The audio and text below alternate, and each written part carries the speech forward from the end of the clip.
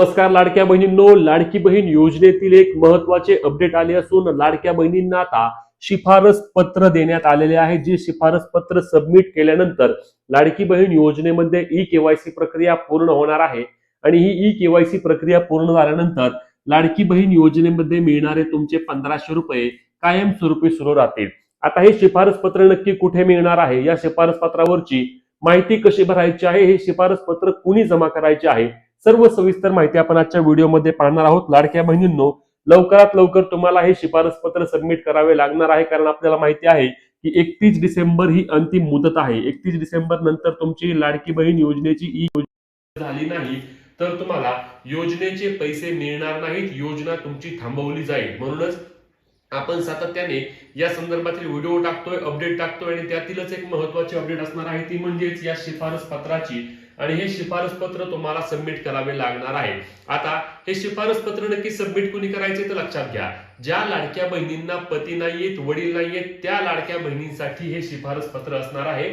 इतर लाडक्या बहिणींना ज्यांना पती आहेत, वडील आहेत, पतीच्या वडिलाचा ओटीपी टाकून ज्या ज्या लाडक्या बहिणींनी त्या ठिकाणी ई केवायसी केली आहे त्यांना या शिफारस पत्राशी काही देणं घेणं नाही। ज्यावेळी तुम्ही तुमच्या पतीचा अथवा वडिलांचा आधार नंबर टाकून ओटीपी घेऊन त्या ठिकाणी तुमची ई केवायसी पूर्ण करता, तुमचा ई केवायसीचा संबंध त्याच ठिकाणी संपणार आहे। त्यानंतर तुम्हाला कुठेही जाण्याची आवश्यकता नाही, कुणाकडेही कागदपत्र जमा करायची गरज नाही।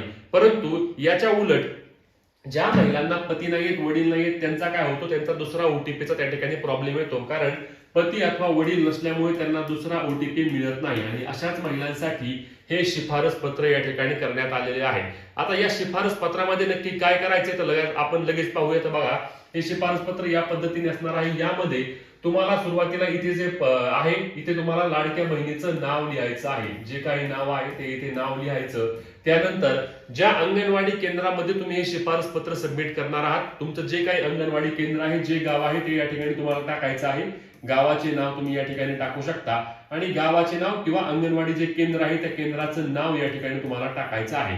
त्यानंतर त्याचा तालुका जो आहे तो तालुका या ठिकाणी लिहायचा आहे, त्याचा जिल्हा जो आहे तो जिल्हा लिहायचा आहे आणि यामध्ये आता अर्जदार जी महिला आहे त्या महिलेचे नाव टाकायचे। लक्षात घ्या, इथे कोणाचे नाव येणार आहे तर इथे अंगणवाडी सेविकेचे नाव येणार आहे वरती, आणि जे खाली जे आहे अर्जदार या ठिकाणी स्वतः लाडक्या बहिणीचं नाव आणि इथे पुढे तिचा आधार नंबर टाकायचा आहे। लक्षात घ्या, आणि आधार नंबर टाकल्यानंतर काय करायचं आहे तर या ठिकाणी परत अंगणवाडी सेविकेचे नाव ती स्वतः भरेल, त्या केंद्राचे नाव, तालुका, जिल्हा वगैरे भरून हा शिफारस पत्र जाणार आहे महिला व बाल विकास विभागाच्या प्रकल्प अधिकारी यांच्याकडे।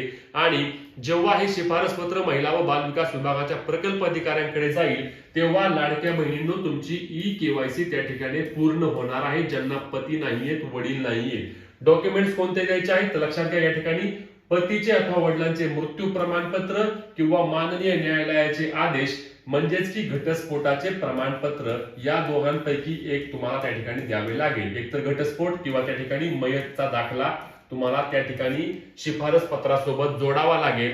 आधार कार्डची झेरॉक्स देखील त्या ठिकाणी तुम्ही जोडा आणि हे डॉक्युमेंट जोडून तुम्हाला अंगणवाडी सेविकांकडे जमा करायचे आहेत। हे शिफारस पत्र तुम्हाला अंगणवाडी सेविकांकडे देखील मिळेल आणि तुम्हाला पाहिजे असल्यास आपल्या इंस्टाग्राम पेज आहे विराज घोळवे म्हणून, त्या ठिकाणी देखील हे तुम्हाला मिळून जाईल। परंतु हे शिफारस पत्र जमा केल्यानंतर लाडक्या बहिणींनो तुमची ई केवायसी प्रक्रिया पूर्ण होणार आहे। त्याशिवाय तुम्ही वेबसाईटवर ई केवायसी जरी केली तरी त्याला कोणताही अर्थ राहत नाही। म्हणून ज्यांना पती नाहीयेत, वडील नाहीयेत, त्यांनी हे शिफारस पत्र देणे बंधनकारक त्या ठिकाणी असणार आहे। लक्षात घ्या, बंधनकारक आहे। म्हणून 31 डिसेंबरच्या आधी हे करून घ्या। आधी काय करायचे लक्षात घ्या, प्रक्रिया देखील लक्षात घ्या नाही तर परत चुकाल।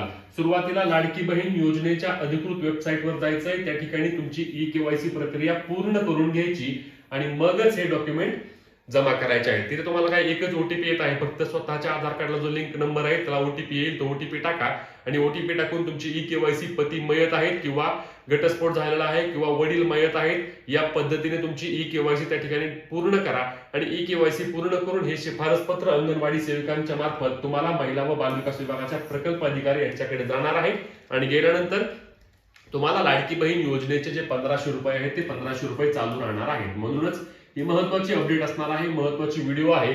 जास्तीत जास्त लाडक्या बहिणींपर्यंत शेअर नक्की करा आणि याबाबत तुमचे जे काही प्रश्न असतील ते आम्हाला कमेंटमध्ये नक्की विचारा।